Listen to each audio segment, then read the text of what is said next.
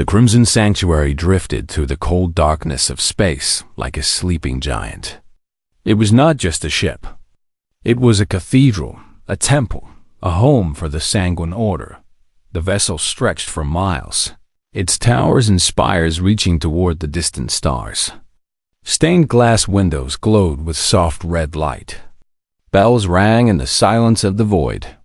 And inside, the vampire nuns and monks prayed to gods that had abandoned them long ago. Sister Vena walked the empty halls in the deep hours of the night cycle. Her bare feet made no sound on the cold stone floors. She had walked these halls for 217 years, and she knew every corner, every shadow, every crack in the ancient walls. The other sisters were sleeping or praying. No one would notice her absence. She should have been in her chamber. She should have been meditating on her sins, real or imagined. But something had called her to the observation deck, a feeling she could not name. The Sanguine were not supposed to feel much of anything. Their emotions had been trained out of them through centuries of strict discipline. Yet Vena had always felt things more deeply than she was supposed to. She had learned to hide it well. The observation deck was empty. Vena stood before the great window and looked out at the stars. Somewhere out there was Earth, the home world of the humans. She had never seen a human in person. The Order taught that they were primitive creatures, spiritually unclean, their blood too chaotic to consume. Not that any Sanguine consumed blood anymore. That practice had been forbidden for 10,000 years. A small light caught her attention. At first, she thought it was a star, but it was moving. It grew brighter as it drifted closer to the sanctuary. Vena pressed her pale hand against the cold glass and watched. It was a pod, she realized. An escape pod, tumbling slowly through space. Her first thought was to alert the bridge. That was the proper protocol. But something stopped her. The pod was damaged, its hull cracked and leaking atmosphere. Whoever was inside would be dead within the hour. The Order would not risk resources to save an unknown life, especially if that life was not Sanguine. Vena made a decision that would change everything. She moved quickly through the lower passages, avoiding the patrol routes she had memorized over the decades. The cargo bay doors responded to her touch. She was a senior sister after all. She had access to most areas of the ship. No one questioned where she went or what she did. The tractor beam pulled the pod into the bay. Vena sealed the doors behind it and pressurized the room. Then she approached the pod with careful steps. The metal was scorched and bent. Through the cracked viewport, she could see a figure slumped in the pilot's seat. Thought it was a human. She had never seen one so close. He was smaller than she expected, with soft brown hair and pale skin that was turning blue from the cold. His eyes were closed. His breathing was shallow. He wore a simple uniform with a name stitched on the chest. Daniel Cole. Vena opened the pod and pulled him out. He was light in her arms, fragile in a way that the Sanguine were not. His heartbeat was weak but steady. She could hear it clearly, the blood moving through his veins. For a moment, something ancient stirred inside her, an old hunger that she had been taught to suppress. She pushed it down and carried him, deeper into the ship. The old storage rooms in the lower levels had been abandoned for centuries. No one came down here. Vena found a chamber that still had working heating systems and laid Daniel on a pile of cloth and old blankets. She brought water from the nearby pipes and cleaned his wounds. She found emergency rations in the pod and placed them beside him. Then she waited. He woke 3 days later. Vena was sitting in the corner, watching him in the dim light. His eyes opened slowly, and he looked around the room with confusion and fear. When he saw her, he froze. She knew what he must be seeing. Her skin was too pale, almost gray.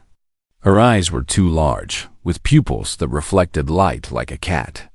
Her teeth, when she spoke, revealed fangs that had not tasted blood in 200 years. But instead of screaming, he simply stared at her. "Where am I?" he asked. His voice was rough from dehydration. "You are aboard the Crimson Sanctuary," Vena said. "A ship of the Sanguine Order." "Sanguine," he repeated. "Vampires. That is what your people call us." Daniel tried to sit up, then winced and fell back. "Are you going to kill me?" It was a fair question. Vena considered it for a moment. "No," she said. "I am going to help you." He looked at her with eyes that held no fear, only curiosity. Why? Vena did not have an answer. She told herself it was mercy, nothing more. The Order valued mercy, in theory at least. But deep down, she knew it was something else. Something she could not admit even to herself. Over the following weeks, Daniel recovered slowly. Vena visited him every night cycle, bringing food and water and medicine she stole from the infirmary. They talked for hours in the dim light of the storage room. He told her about Earth, about his family, about the ship that had been destroyed by raiders while he was exploring the outer sectors. She listened to every word, hungry for stories of a world she had never seen. Daniel laughed easily. He smiled often. He touched her hand when he thanked her, and she did not pull away. These were strange behaviors to Vena. The Sanguine did not laugh. They did not smile. They certainly did not touch each other casually. But Daniel was human. And humans, she was learning, were very different from what the Order had taught her. One night, a young acolyte came to the lower levels looking for spare parts. Vena heard the footsteps and quickly hid Daniel behind a stack of crates. The acolyte searched the room, found what she needed, and left without seeing anything. Vena's heart was pounding. If Daniel was discovered, he would be killed, and she would be executed for harboring him. She returned to Daniel's side and found him watching her with gentle eyes. "You could have let her find me," he said. "It would have been easier for you." "I could not," Vena whispered. "Why?" She looked at him for a long moment. His warmth, his kindness, his simple human goodness. Things she had never known existed. "Because you are worth saving," she said. It was her first lie in 200 years. Not the words themselves, for those were true. The lie was to herself, pretending that she was only doing this out of mercy. She was already falling, and she did not even know it yet. The weeks passed slowly in the hidden storage room. Daniel grew stronger with each day. His wounds healed. The color returned to his face. He started walking around the small space, stretching his legs and testing his balance. Vena watched his progress with a feeling she did not recognize. It sat warm in her chest, like a small flame that would not go out. She came to him every night cycle now. At first, she told herself it was to check on his health. Then she told herself it was to bring him food. But soon she ran out of excuses. She came because she wanted to. She came because being near him made her feel alive in a way she had not felt in centuries. Daniel asked her many questions about the Sanguine Order. Vena answered them as honestly as she could. She told him about the vows they took, the prayers they said, the rituals they performed. She explained how her people had once been hunters, drinking the blood of other species to survive. How the guilt of those ancient crimes had driven them to create the Order. How they had sworn to never consume living blood again, surviving instead on synthetic substitutes that kept their bodies alive but left their souls empty. "That sounds lonely," Daniel said one evening. Vena considered the word. "We are taught that loneliness is selfish. We should find peace in service to the Order. But do you? Find peace, I mean." She looked at her pale hands resting in her lap. "I thought I did. Before." "Before what?" "Before you," she thought. But she did not say it out loud. Daniel told her about Earth in return. He spoke of blue skies and green forests, of oceans so vast you could not see the other side. He told her about his mother, who had died when he was young, and his father, who had raised him alone on a small farm in a place called Kansas. He had always dreamed of the stars, he said. He had joined a deep space exploration crew as soon as he was old enough. He wanted to see everything the universe had to offer. And now you are trapped in a storage room with a vampire, Vena said. Daniel smiled at her. It was a warm smile, full of light. There are worse places to be trapped. She did not know how to respond to that. The sanguine did not flirt. They did not tease. Affection was considered a weakness, a distraction from spiritual duties. But when Daniel smiled at her, she felt something shift inside her cold body. She started bringing him things from the ship. Books from the library, translated into his language. Music recordings from the archives. Small trinkets she found in abandoned quarters. Daniel accepted each gift with genuine gratitude. He touched her hand when he thanked her, just a brief contact, but it sent sparks through her ancient nerves. One night, she brought him a meal she had prepared herself. It was not much, just some heated rations and a drink she had mixed from the galley supplies. But Daniel ate it as if it was the finest food he had ever tasted. "This is good," he said between bites. "Really good. You did not have to do this." "I wanted to," Vena admitted. He looked at her with those warm brown eyes. "Why are you so kind to me? Your people hate humans. They think we are dirty and primitive. You could get in serious trouble just for being here." Vena thought about the question for a long moment. "I do not know," she finally said. "When I look at you, I do not see what the order says I should see. I see a good person, a kind person, someone who deserves to live." Daniel set down his food and moved closer to her. "And what do you see when you look in the mirror?" "A servant of the order, nothing more." "I do not believe that," he said softly. "I think there is much more to you than you realize." She should have left then. She should have returned to her quarters and prayed for forgiveness. But she stayed. She stayed because his presence was the only warmth she had felt in 200 years. The accident happened a week later. Vena was carrying a tray of food when her foot caught on a loose cable. She stumbled and caught herself on the edge of a crate, but the sharp metal sliced her palm. Silver blood welled from the wound, dripping onto the floor. Daniel was at her side in an instant. He took her hand gently and pressed a clean cloth against the cut. "Hold still," he said. "Let me help." Vena could not move. His hands were so warm against her cold skin. His touch was so gentle, so careful. No one had touched her like this in centuries. The sanguine did not comfort each other. They did not show physical affection. But Daniel held her hand as if it was the most natural thing in the world. "There," he said. "The bleeding is stopping. Are you okay?" She pulled her hand away suddenly, her heart pounding in her chest. "I have to go. Vena, wait." But she was already running. She fled through the lower passages and up to her quarters, where she locked the door and stood in the darkness, breathing hard. Her hand still tingled where he had touched her. Her chest still burned with that strange warmth. This was wrong. This was forbidden. She was a nun of the sanguine order. She had taken vows. She had given her life to the service of her people. She could not feel this way about a human. It was not allowed, but she did feel it.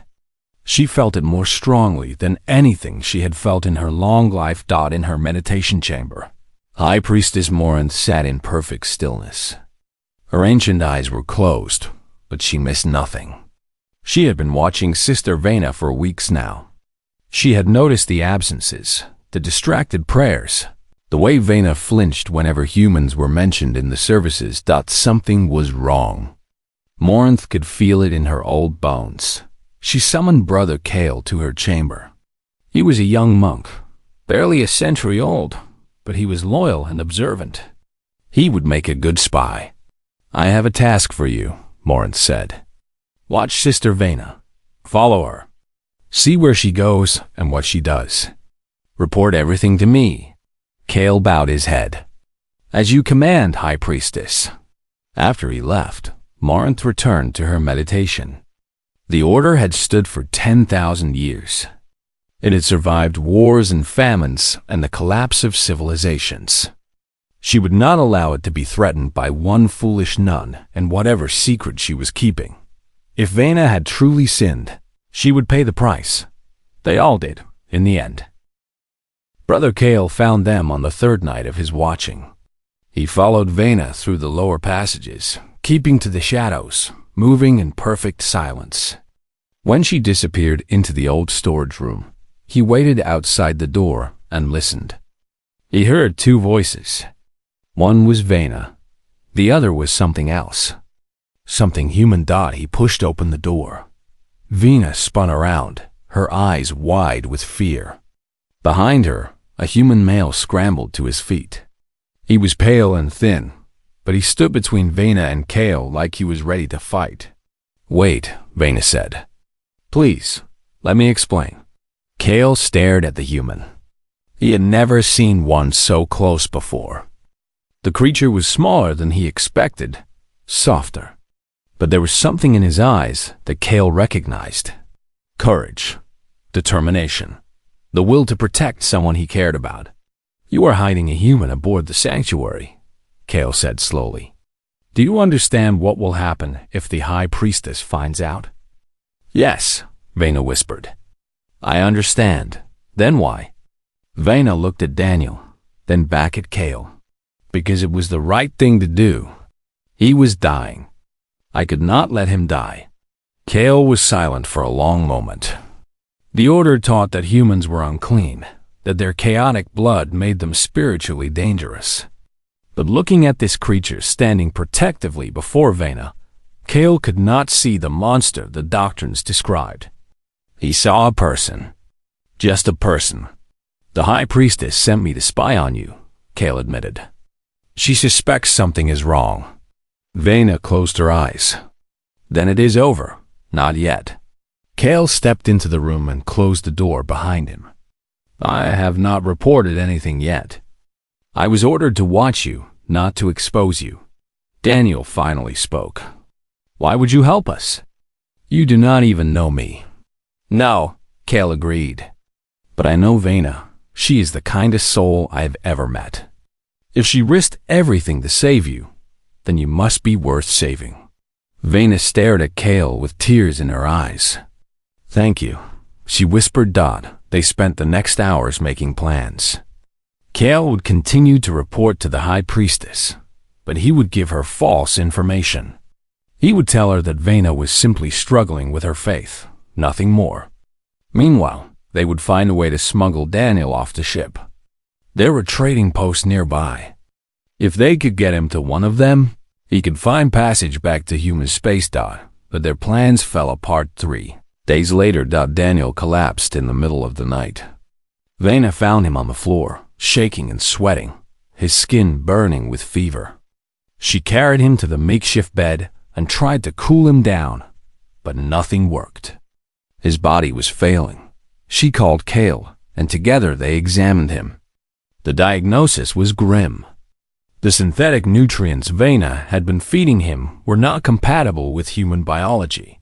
His body was slowly rejecting them. Without proper food, he would die within days. "We have to get him real food," Kale said. "Human food? There is none on the ship," Vena replied. "The order has no use for it. Then we need to reach a trading post. There has to be something we can do." But they both knew it was impossible. The trading posts were weeks away. Daniel did not have weeks. Vena sat beside him and held his hand. He was barely conscious now, drifting in and out of fevered dreams. She could feel his heartbeat growing weaker with each passing hour. This man who had brought warmth into her cold life was slipping away. And there was nothing she could do. Except there was one thing. She remembered the forbiddens, texts she had read as a young novice, before the High Priestess had locked them away. They spoke of an ancient practice, a sacred bond between the sanguine and other species.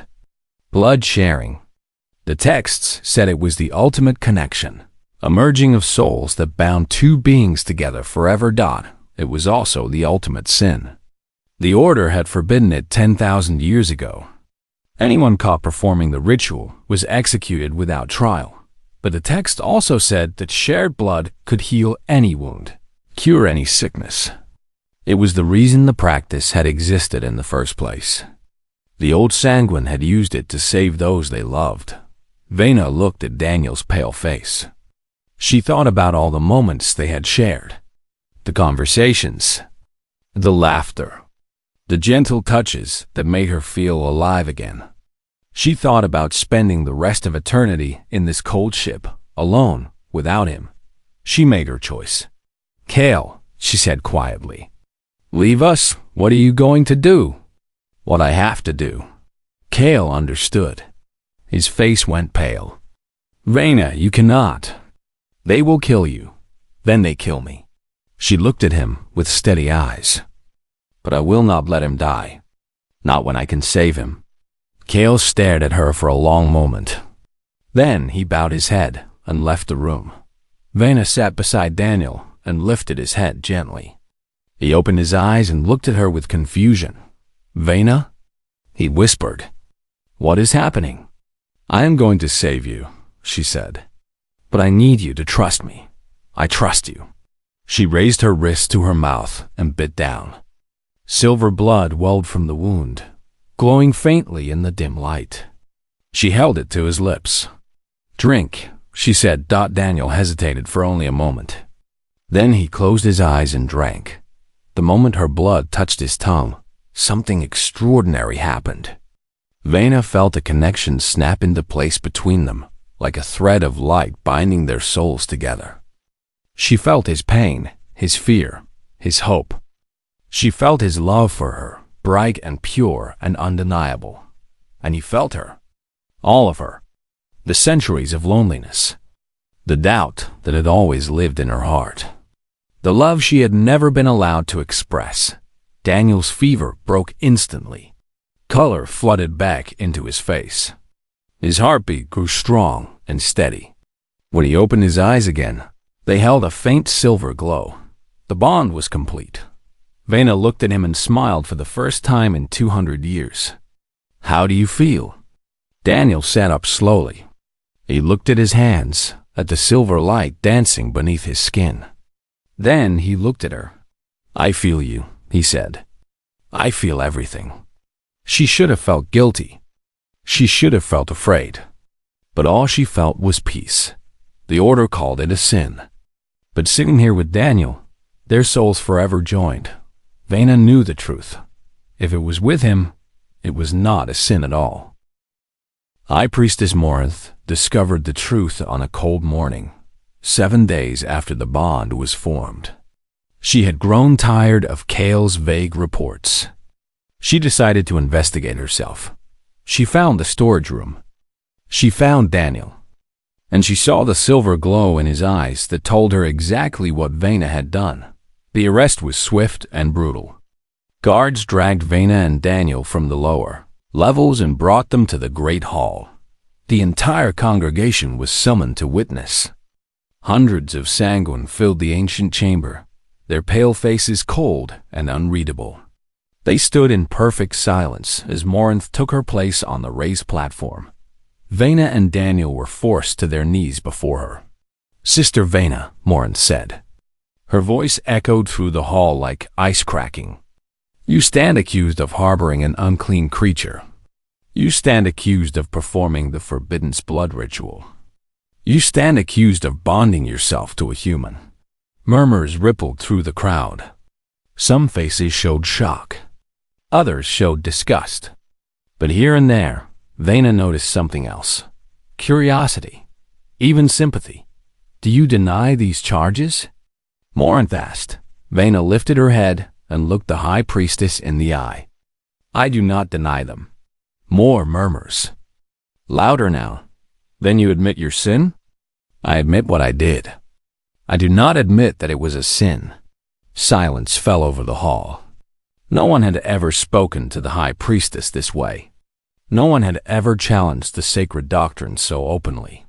Morn's eyes narrowed. You dare to question the teachings of the Order? The laws that have guided us for 10,000 years? I dare to speak the truth, Vena replied. The laws were written by beings who were afraid. They were afraid of connection, afraid of emotion, afraid of anything that made them feel alive. But I'm not afraid anymore. She looked at Daniel beside her. He was watching her with so much love in his eyes that it gave her strength. This human saved me, Vena continued. Not with blood or magic. He saved me by being kind, by being warm, by showing me that there is more to existence than cold rituals and empty prayers. The bond we share is not corruption. It is truth. Morinth slammed her fist against the platform. Enough. You have been corrupted by this creature's influence. You are not fit to speak for yourself. She turned to the congregation. This human will be executed immediately. His blood will be burned so that it cannot contaminate others. As for the traitor Vena, she will be confined to the purification cells until we decide her fate. Guards moved forward to seize Daniel. But before they could reach him, he spoke. Wait. His voice was calm and clear. It filled the great hall in a way that made everyone pause. Even Morinth hesitated. Daniel stood slowly, ignoring the guards that surrounded him. He looked out at the congregation, at all those pale faces watching him with suspicion and fear. I know you think I am primitive, he said. I know your teachings say that humans are unclean, that our blood is chaotic and dangerous. Maybe that is true. I do not know much about your religion or your science. I am just an engineer from a small planet called Earth. He paused. The silence was absolute. But I know some things about my people. I know that we fought and struggled for thousands of years just to survive. We killed each other over land and resources and ideas. We made terrible mistakes. We caused great suffering. And yet, somehow, we made it to the stars. He looked at Vena, and his eyes softened. Do you know how we survived? Not through strength or intelligence. We survived through love, through connection, through the bonds we form with each other, even when those bonds seem impossible. Every great thing humanity ever achieved started with two people deciding to trust each other. He turned back to the congregation. Vena trusted me when she had no reason to. She saved my life when your laws said she should let me die. And when I was dying again, she gave me her blood, knowing that it would cost her everything. That is not corruption. That is courage. That is love. Some members of the congregation were nodding now. The younger ones, mostly. Those who had privately questioned the old ways. I do not ask you to accept me, Daniel continued. I do not ask you to change your beliefs. But I ask you to look at Vena. Really look at her. Is she corrupted? Is she evil? Or is she simply the first one of you brave enough to feel something? Morinth's face was twisted with rage. Silence. You have no right to speak in this hall. Guards, take him. The guards stepped forward, but before they could touch Daniel, another voice rang out. I invoke the right of challenge. Everyone turned. Brother Kale stood at the edge of the crowd, his young face pale but determined. Morinth stared at him. What did you say? The right of challenge, Kale repeated. The ancient law that allows any bonded pair to demand a trial by the Assembly of Elders. If Vena and Daniel are truly bonded, they have the right to be judged by the full assembly, not by you alone. That law was written for sanguine pairs, Morinth snapped. It does not apply to humans. The law does not specify, Kale said calmly. It says any bonded pair. Check the text yourself. Morinth opened her mouth to argue, then stopped. She knew Kale was right. The ancient laws were very specific. If a bond existed, the right of challenge could be invoked. The congregation was buzzing now. People were talking openly, arguing, debating. Morinth had lost control of the moment. "Very well," she said through clenched teeth. "The trial will be held. The assembly of elders will decide their fate." She swept from the platform without another word. The guards hesitated, uncertain what to do. Kale pushed through the crowd and helped Dana to her feet. "Are you all right?" "Yes," Dana breathed. "Thank you. You have risked everything for us." "I know," Kale said with a small smile. "But some things are worth risking everything for." Daniel took Vena's hand. Through their bond, she felt his fear and his hope and his overwhelming love for her. "What happens now?" he asked. "Now we face the trial," Vena said. "And we pray that the elders are wiser than the high priestess." They were led to a holding cell to await the trial. But for the first time since this nightmare began, Vena felt something she had almost forgotten: hope. The trial lasted 3 days. The assembly of elders gathered in the ancient chamber of judgment, a room so old that no one remembered who had built it. 7 elders sat in a half-circle on raised seats. They were the oldest sanguine alive, beings who had seen civilizations rise and fall. Their faces were impossible to read. Their eyes held the weight of thousands of years. Morinth presented her case first. She spoke of tradition and sacred law. She described the dangers of human contamination. She called Vena a traitor and Daniel an abomination. She demanded their deaths as an example to anyone who might consider following their path. "The Order has survived for 10,000 years because we hold to our principles," Morinth declared. "If we allow this sin to go unpunished, we open the door to chaos. Our very identity will crumble." The elders listened without expression. When Morinth finished, they turned to Vena. She stood before them in simple robes, her silver eyes steady. Daniel stood beside her, their hands clasped together. Through the bond, she could feel his courage flowing into her. She drew a deep breath and began to speak. "I have served the Order for 217 years, she said. "I have followed every rule. I have kept every vow. I have spent my life trying to be the perfect servant of our faith." She paused, gathering her thoughts. "But I was not living, I was existing. There is a difference. I moved through the days without feeling, without hope, without joy. I told myself that this emptiness was peace. I told myself that my coldness was holiness. I was wrong." She looked at Daniel, and a small smile touched her lips. "When I found this human dying in his broken ship, something inside me woke up. He was so fragile, so alone, just like me. I saved him because I could not bear to let another soul suffer as I had suffered. And in saving him, I saved myself." Vena turned back to the elders. "The doctrines say that human blood is chaos, but the chaos they speak of is simply life.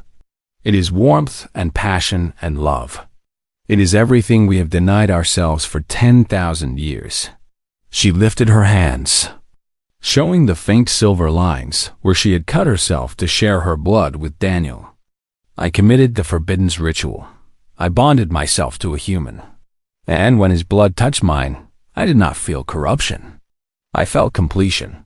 For the first time in 2 centuries, I felt whole." Murmurs rippled through the chamber. Even some of the elders shifted in their seats. "Our ancestors created these laws because they were ashamed of what they had done," Vena continued. "They had consumed the blood of innocence. They had destroyed entire civilizations in their hunger. The guilt broke them. So they built walls around their hearts and called it purity." She shook her head slowly. "But walls do not heal wounds. Isolation does not cure shame. Our people have been punishing themselves for sins committed by beings who died thousands of years ago. We have forgotten that blood was never the problem. The problem was taking without giving, consuming without connecting." She looked at Daniel again. Through the bond, she felt his love like sunlight on her cold skin. "What Daniel and I share is not taking. It is giving. It is two souls choosing each other, supporting each other, lifting each other up. If that is a sin, then sin is the wrong word. She faced the elders one final time. I do not ask for forgiveness.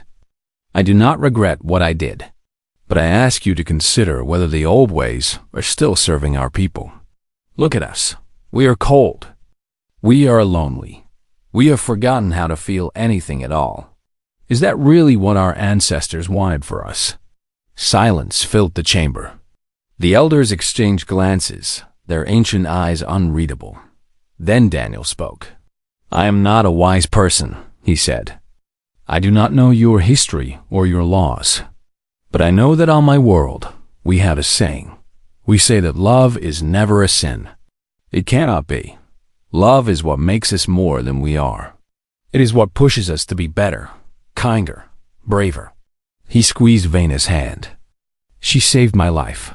She gave me a reason to keep living. And she taught me that even in the coldest reaches of space, warmth can find a way. Whatever you decide today, nothing can change that. We are bonded now. Our souls are joined. Kill us if you must, but you cannot undo what we have become. He looked at the elders with steady eyes. Every great change in history started with two people being brave enough to love each other despite what others thought. Maybe this is that moment for your people, or maybe it is not.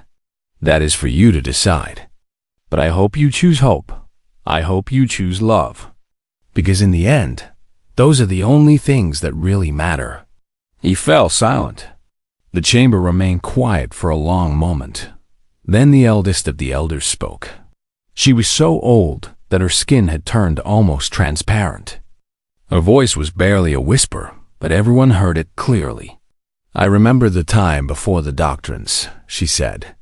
I was a child then. I remember my parents, bonded in the old way, sharing blood as an act of love. I remember how happy they were. She looked at Vena and Daniel with eyes that held 10,000 years of sorrow. We became cold because we thought it would protect us. We became isolated because we thought it would purify us. But we were wrong. The emptiness is not peace. It is death, a slow death of the soul. She rose from her seat, and the other elders rose with her. I vote to absolve Sister Vena of all charges. I vote to recognize her bond with the human Daniel Cole as sacred and true. And I vote to revise the ancient doctrines so that they serve life instead of death. One by one, the other elders nodded. The vote was unanimous. Morinth screamed in outrage. She demanded that the elders reconsider. She threatened and cursed and pleaded. But the decision had been made. Guards came forward and gently led her away. She would be stripped of her title and confined to a small chamber for the rest of her days, left to reflect on her rigidity. Vena and Daniel stood together in the chamber of judgment as the congregation cheered around them. Young Sanguine wept with joy. Even some of the older ones were smiling, an expression that had not touched their faces in centuries. Kale pushed through the crowd and embraced them both. You did it, he said. You actually did it. We did it, Vena corrected. All of us together. In the days that followed, the order began to change. The old doctrines were revised. Human diplomats were invited to the Crimson Sanctuary for the first time in history. The walls that had separated the Sanguine from the rest of the galaxy began to crumble.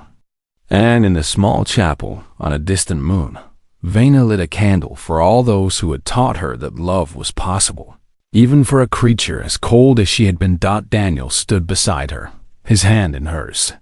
Through the bond, she felt his warmth, spreading through her, just as it had from the very first day.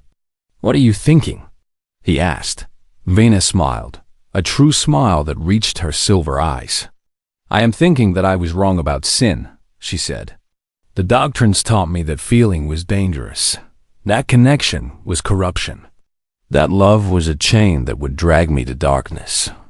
She turned to face him, her eternal partner, her bonded soul. But the only darkness was the loneliness. And you, my human, brought me into the light. Daniel kissed her forehead gently. Some bonds, he said, are written in blood. And blood, Vena whispered, is only the beginning. They stood together in the soft glow of the candle, two souls from different worlds, joined by love that the universe itself could not deny. Outside the chapel window, the stars burned bright against the endless dark, and for the first time in 10,000 years, the future looked warm.